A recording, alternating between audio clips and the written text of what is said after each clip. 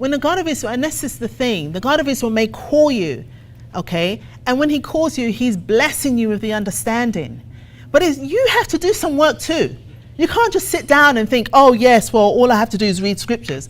No, it doesn't work that way. You have to live the life of an Israelite. This is a culture, right? This is not just, oh, I'm going to attend every Saturday and, once in a while when it comes to Passover. This is a culture. From the time you are born to the time you sleep, we have a life that we live. And every single part of our life is marked. It's marked with our Father, the God of Abraham, the God of Isaac, and God of Jacob. It's marked with progress. It's marked with how we treat each other, what we say to each other. The life that we live matters because it's what the God of Israel wants for us. He wants us to be great people, but we hold ourselves back. We limit ourselves. How much more? We limit the God of Israel. Oh my goodness. I've seen our children do some great things. Great things. We limit them. So we have to be very careful. Very careful. Make sure that our children are on this path and help them to understand every single blessing that comes into their life is something to be celebrated.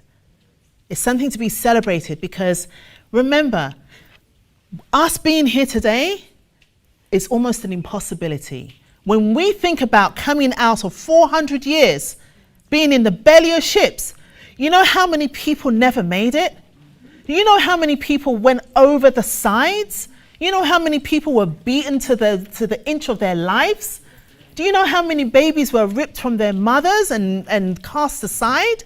Do we know that? Do you understand how fortunate we are to be here today?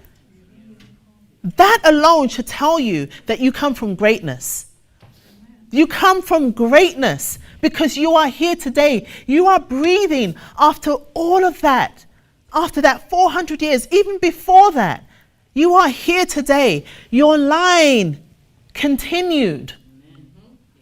Your lineage continued. It is our job, yours and mine, to make sure that the next generation and the generation after that and the generation after that are set up to continue in this vein. Because this is such a precious stone. This is the words from these books are so precious. You can't go and buy it. You can't go and borrow it. No one's going to loan it to you.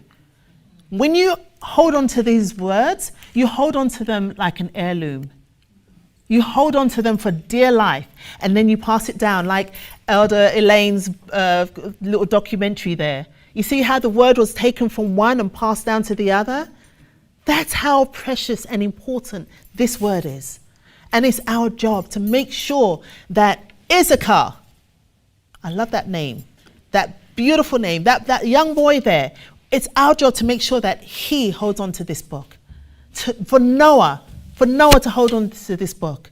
It's our job to make sure that Tamar never lets go of this book. Do I get an amen? Amen. And it's our job to make sure that even Gideon, that he will go and hold this book high. Amen? Amen. Right. This is our job to make sure that our children take this book and run with it and claim it for themselves. And in doing so, claim the God of Abraham, the God of Isaac, and the God of Jacob's name.